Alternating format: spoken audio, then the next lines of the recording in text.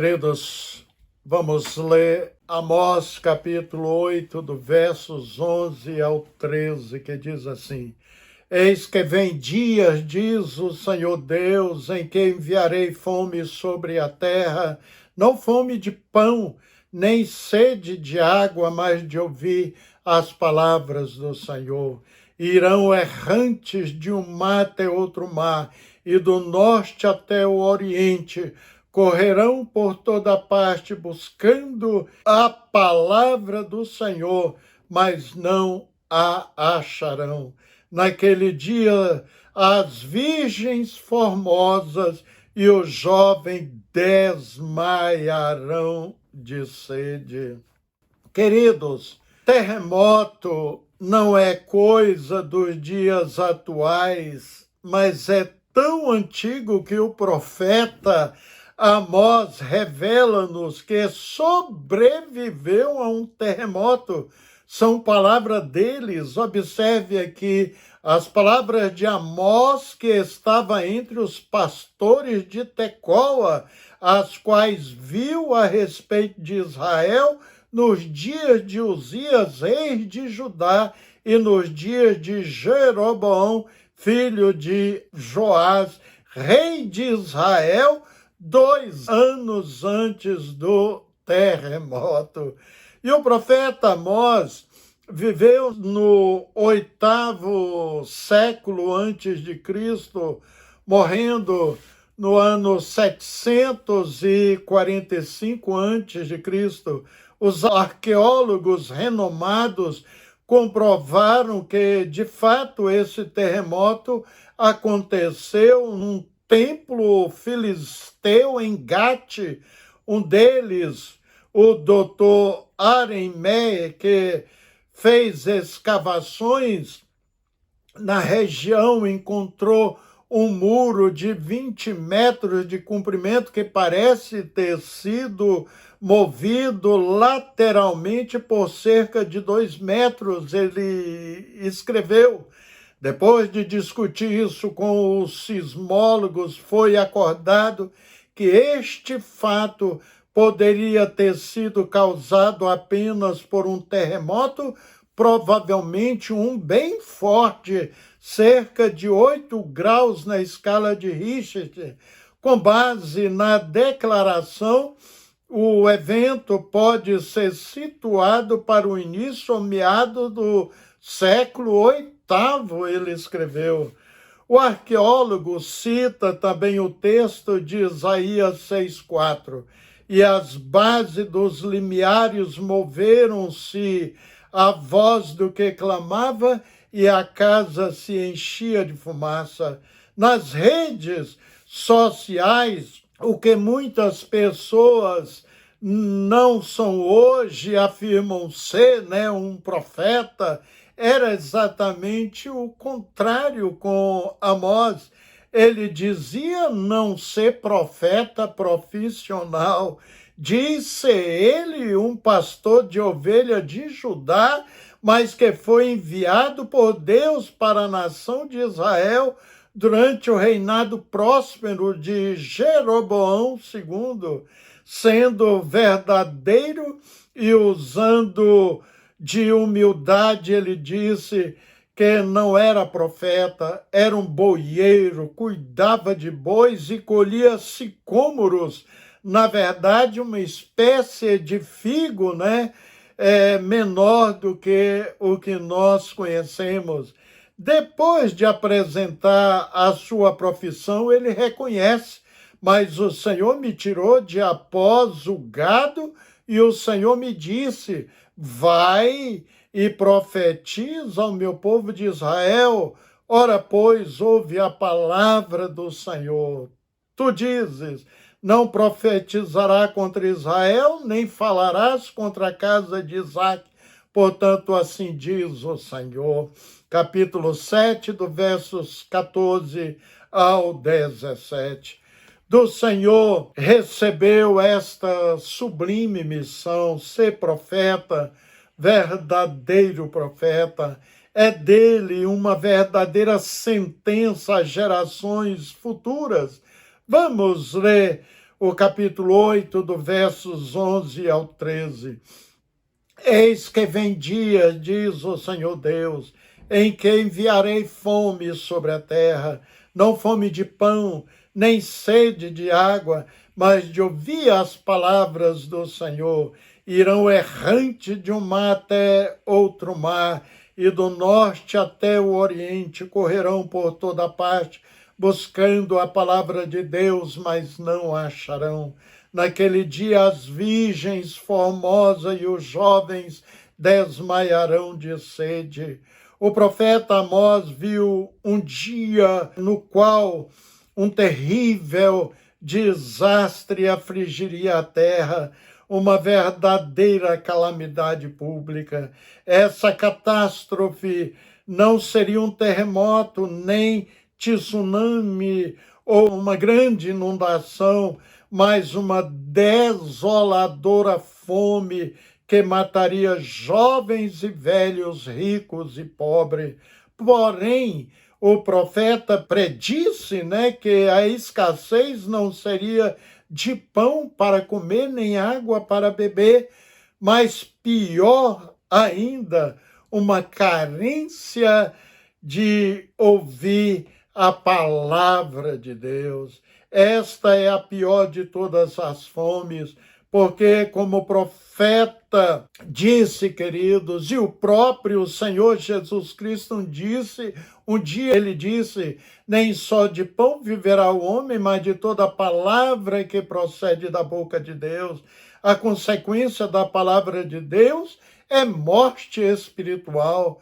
Precisamos da Bíblia para manter-nos vivos, irmãos, espiritualmente. Apesar de programas evangélicos, de canais de rádio e televisão, apesar de camiseta com slogan evangélicos e adesivo em carros com citações bíblicas encherem as ruas, será se podemos afirmar categoricamente que a palavra de Deus está sendo pregada tão claramente como Amós pregava, queridos? A Bíblia nos adverte sobre um outro evangelho que, na verdade, não é o evangelho, sobre o perigo de não permanecer no ensino de Cristo, mas ir além dele, e sobre aquele tempo quando as pessoas não suportarão a sã doutrina, ao contrário, sentindo coceira nos ouvidos, juntarão mestre para si mesmo, segundo os seus próprios desejos, recusarão a dar ouvido à verdade, voltando-se para os mitos, diz a palavra. O apóstolo Paulo falou sobre muitos, mesmo em seus dias, que negociavam a palavra de Deus, visando o lucro, e torceram a palavra de Deus. Hoje nós vemos shows na TV e não a autêntica pregação do Evangelho de Cristo, mas a profecia do profeta Amós nos dá mais um sinal pelo qual podemos saber se nós estivermos vivendo no meio de uma fome da palavra de Deus, quando fala no verso 13 do 8º capítulo, que os jovens e os rapazes fortes desmaiarão de sede. Pela condição espiritual de nossos jovens, podemos medir, queridos, a pureza da palavra que estamos pregando. João, o apóstolo, escreveu aos jovens, porque vocês são fortes e em vocês a palavra de Deus permanece, vocês venceram o maligno. 1 João 2,14. Será que os jovens crentes estão como aqueles a quem João escreveu? São fortes e estão vencendo o maligno? Ou será que eles estão mais parecidos com aqueles sobre os quais o profeta Jeremias chorou, que desmaiam de fome nas esquinas de todas as ruas? Hoje, o que vemos é ao nosso redor uma geração se perdendo nas drogas e nos vícios, nas ilusões das riquezas e no materialismo e nos prazeres temporais do pecado sexual e pior, muitos deles foram criados em lares evangélicos e ouviram de alguma forma a mensagem de Deus. A profecia de Amós, querido, abrange 3 tempos: passado, presente e futuro. No passado, ou seja, no tempo do profeta Amós e os outros profetas, Deus falou à casa de Israel através desses pregadores, e o povo estava afastado do Senhor, tinham abandonado a palavra de Deus. Várias vezes Deus o chamou a arrependimento e eles rejeitaram, preferiram andar nos seus próprios caminhos. E por isso veio calamidade, fome, guerra e morte sobre esses rebeldes. Isaías, o profeta, chegou a dizer aos seus contemporâneos: temos de buscá-lo enquanto se pode achá-lo, invocá-lo enquanto está perto. Isaías 55:6. No presente, estamos vivendo, queridos, em nossos dias, fome e sede da palavra.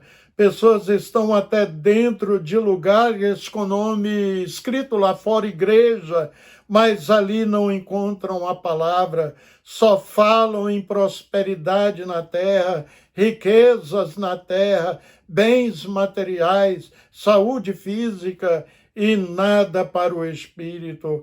Vão continuar errante de um mar a outro mar, de igreja em igreja, e não vão encontrar, porque seus corações estão endurecidos e porque muitos que se dizem pregadores não estão também ensinando a palavra de Deus. Assisti certa vez uma reportagem sobre o maior país budista do mundo, Mianmar. Muitos brasileiros estão atravessando o mar para encontrar o que chama de paz de espírito, encontrar Deus nos templos budistas. Essas pessoas já estão mortas espiritualmente, pois não têm comido pão e bebido a água verdadeira que é a palavra de Deus, estão buscando em outros lugares. E no futuro, quando a igreja for arrebatada e o anticristo estiver no domínio, no período da grande tribulação, o Espírito Santo não estará mais na terra, então se cumprirá totalmente esta profecia. Na grande tribulação, muitos irão naquela igrejinha que desprezaram a palavra, agora vão procurar a palavra, não terá mais igreja aberta, porque os verdadeiros servos de Deus já foram arrebatados. Neste tempo, se alguém quiser salvar a sua vida, terá que confessar que só Jesus Cristo é o Senhor, terá que negar o governo do anticristo e pagar com a própria vida para obter a salvação. Será extremamente mais difícil se salvar naquela época, mesmo se alguém encontrar uma Bíblia, a Bíblia não terá mais aquela inspiração, que temos através do Espírito Santo. Ele vai ler um livro, mas sem a presença de Deus na terra, sem o Espírito Santo, será um livro para ele. E por isso que o Senhor nos convida a bebermos da água da vida, a bebermos da sua palavra. Ele nos convida a nos alimentarmos dele. Jesus nos disse: se alguém tem sede, venha a mim e beba. João 7:37. Fome e sede da palavra de Deus nos dias atuais é só para quem quer ficar nessa abstinência. para aqueles, como disse Paulo em 2 Coríntios 4:4, dos quais o Deus deste século cegou os entendimentos dos incrédulos, para que lhes não resplandeça a luz do evangelho da glória de Cristo, o qual é a imagem de Deus. A Bíblia é o principal meio pelo qual Deus fala conosco. Se deixarmos de lado este canal de comunicação divina, com certeza teremos perdas extraordinárias e muitas derrotas. A Bíblia é mais atual que o jornal de hoje, é mais instrutiva do que qualquer livro. É bom lembrar de que a Bíblia é o único livro do universo que foi inspirado por Deus, querido. Inspirar significa literalmente respirar para dentro. Assim, ela é a chave que abre as portas pelo qual você precisará entrar neste dia. Amém? Vamos falar com Deus. Senhor, o salmista chegou a dizer: guardei a tua palavra no meu coração para não pecar contra ti. De fato, quando a tua palavra está em nós, quando somos bibliocêntricos, de fato, Senhor, nós conseguimos ficar mais distante do pecado e desagradamos menos a ti. Precisamos, portanto, desses ensinos verdadeiros, que tem o sopro de Deus, que tem a bênção de Deus, que o Senhor aviva esses lares, aqueles irmãos que não leem a Bíblia ou perdem o seu tempo lendo apenas livros, Deus, seculares, que eles sejam avivados à volta, ao retorno às Escrituras Sagradas. Abençoe esses lares, em nome de Jesus. Amém. Deus te abençoe e te guarde, meu irmão. Deus abençoe o seu lar grandemente.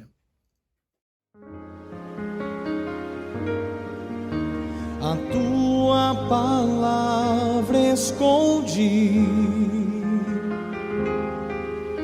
guardada no meu coração, pra eu não pecar contra ti, Senhor. A tua palavra escondi, minhas vestes no sangue lavei, e das tuas águas bebi, para ser uma oferta agradável a ti. Minha vida a ti consagrei. Meus dons e talentos são pra te servir. Meus dons preciosos são teus. Não vejo razão na minha vida sem ti. Tu és meu Senhor e meu Deus. Assim como o fogo refina o ouro, vem tua obra em mim completar, até que o mundo possa ver tua glória em meu rosto brilhar. Meus dons e talentos são pra te servir. Meus dons preciosos são teus. Não vejo razão na minha vida sem ti.